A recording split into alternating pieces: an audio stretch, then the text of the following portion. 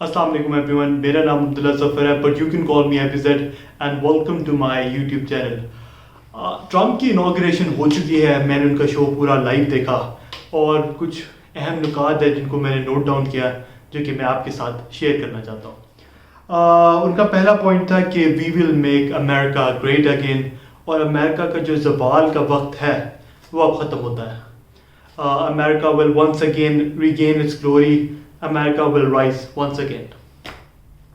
उनका जो पहला फिर उसके बाद जो पॉइंट था वो ये था कि उन्होंने मैक्सिको पे एक नेशनल इमरजेंसी डिक्लेयर कर दी है और वो मैक्सिको के जो भी बॉर्डर है उस पे जो तमाम सिक्योरिटी है उसको मज़ीद सख्त करने जा रहे हैं।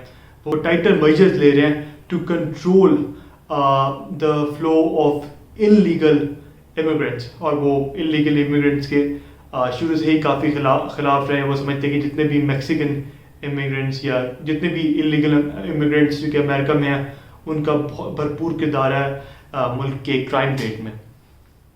फिर उन्होंने कहा कि we will make US a manufacturing nation, और हम यूएस एनर्जी को एक्सपोर्ट करेंगे दुनिया में।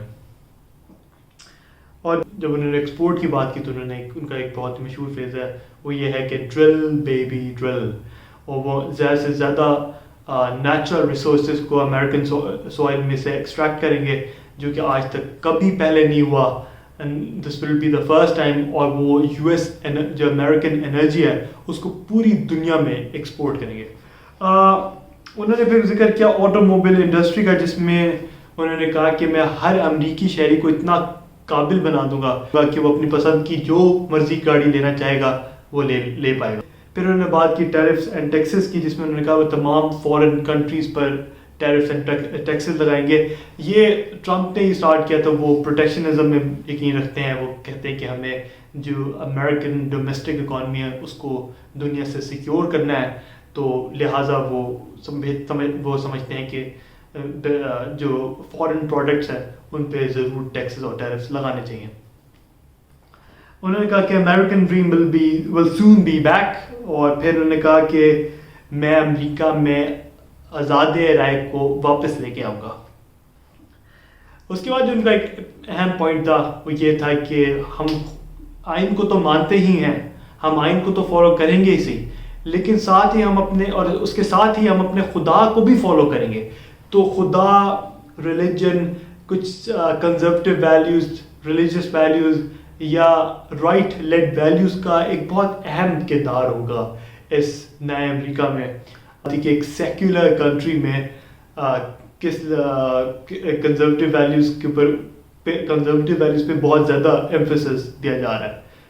तो ये भी अहम पॉइंट है। फिर उसके बाद उन्होंने कहा कि जो अब से जो नई अमेरिकी सोसाइटी है वो रेसिज्म से पाक होगी और वो कलर ब्लाइंड होगी। अमेरिका के अंदर अगर आप ब्राउन हैं, ब्लैक हैं या येलो है तो आपको कहा जाएगा कि you are a person of colour, लेकिन अगर आप सफ़ेद हैं तो आप एक्सेप्शनल हैं। और उसे one of the most important point को रेज किया, और वो ये था कि अब से अमेरिकी सोसाइटी में सिर्फ 2 जेंडर्स होंगे, male and female. I think ये बहुत बड़ी पॉलिसी शिफ्ट है अमेरिका के अंदर जो कि हम देखेंगे। ये वही मुल्क है जिसने एक वक्त पे LGBTQ की एडवोकेसी की है पूरी दुनिया में, और अब ये उससे शिफ्ट करता हुआ नज़र आ रहा है। तो बहुत ही हाई लेवल पे प्रेशर होगा ट्रम्प एडमिनिस्ट्रेशन के ऊपर, और ये प्रेशर कहाँ से आएगा? ये प्रेशर आएगा लिबरल से, लेफ्टिस्ट से, LGBTQ लॉबी से, कि वो इस जो पॉलिसी है इस एग्जेक्टिव ऑर्डर को वापस लें, क्योंकि मीडिया भी लेफ्टिस्ट सेंटिमेंट्स के साथ ज़्यादा चलता है। तो लिबरल और लेफ्टिस्ट का बहुत ही इंटेंस प्रेशर होगा जिसको डोनाल्ड ट्रम्प को डील करना पड़ेगा।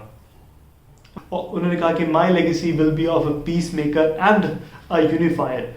फिर उन्होंने कहा कि as of yesterday the hostages in Middle East are coming back home to their family, और जितने भी तमाम हॉस्टेजेस हैं वो मशरिक़ वस्ता में वो अपनी फैमिलीज़ के पास लौट आए हैं। तो ये तो ऑब्वियसली कहीं ना कहीं क्रेडिट ज़रूर जाता है ट्रम्प को कि यार उनका ये रोल था इसमें, या उनका ये प्रेशर था کہ جو سیز فائر ڈیل ہے وہ ایک دم سے بڑی تیز ہو گئی حماس اور غزہ کے حماس اور اسرائیل کے درمیان.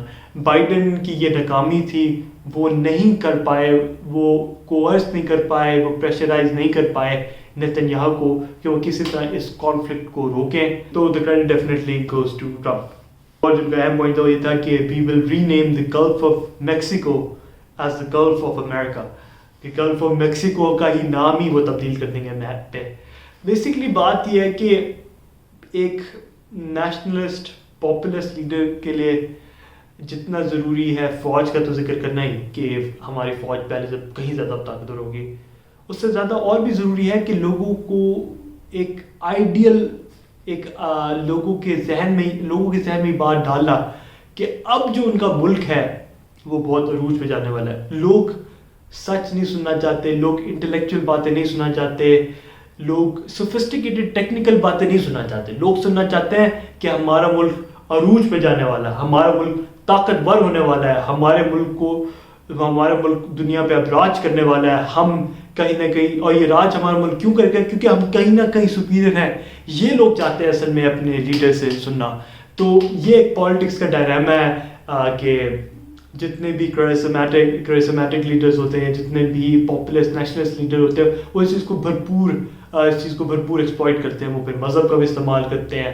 اب یہ یہاں پہ میں یہ اس طرح نہیں کہوں, یہ بات بالکل نہیں کہوں گا کہ وہ یہاں پہ بھی کرسچینٹی کو ایکسپلائٹ کرنا چاہ رہے ہیں, کنزرویٹو ویلیوز کو ایکسپلائٹ کرنا چاہ رہے ہیں, کیونکہ وہ کہیں نہ کہیں کافی حد تک ان میں خود بھی بلیو کرتے ہیں.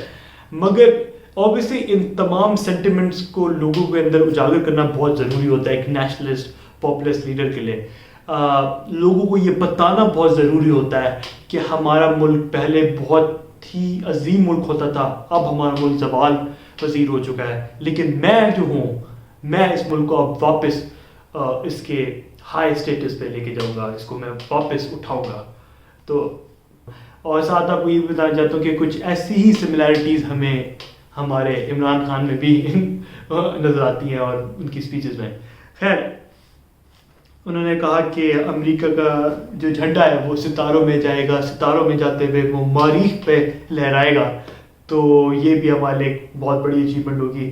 اب اوبیسلی جب آپ اسٹرانومی سے ریلیٹڈ کوئی بھی وہ انیشیٹو لیتے ہیں تو اسٹرانومی تو اوبیسلی ہر ملک کے لیے ایک بہت بڑی پریسٹیج ہوتی ہے کہ اگر ہمارا راکٹ اسپیس میں گیا ہوا ہے, اگر ہمارا راکٹ مون پہ یا کسی اور پلانٹ پہ گیا ہے تو دیٹ مینس کہ ہم آپ سے کہیں نہ کہیں ٹیکنالوجیکلی اینڈ سائنٹیفکلی سپیریئر ہیں, تو ہمارے پاس ہم نے اس لیول کی ڈسکوریز کی ہیں. پھر انہوں نے کہا کہ میں اپنے وی ول ریبلڈ دا نیشن, اور آخر میں انہوں نے کہا کہ from this day onward U S will be free, sovereign and independent nation. اب یہ ایسی چیزیں جو کہ یو ایس ہے, جو کہ یو ایس نے اچیو کر لی ہے, کیونکہ امریکہ دنیا کا ہیجمون ہے. آن اے فائنل نوٹ انہوں نے کہا کہ God bless America and we hope that America runs on biblical values. یہ 4 سال بہت ہی ایکسائٹنگ ہونے والے ہیں, کیونکہ ان 4 سالوں میں دنیا میں بہت ہی ڈائنامک چینجز آئیں گے. تو thank you for hearing me out. Subscribe to my YouTube channel اور اسٹے ٹیونڈ. میں آپ کے ساتھ جتنی بھی اہم گلوبل ڈیولپمنٹس ہیں وہ آپ کے ساتھ کوشش کروں گا کہ میں ریگولرلی شیئر کرتا رہوں اور ان کے ساتھ جڑی ہوئی اپنی تھاٹس آپ کے سامنے پریزنٹ کرتا رہوں.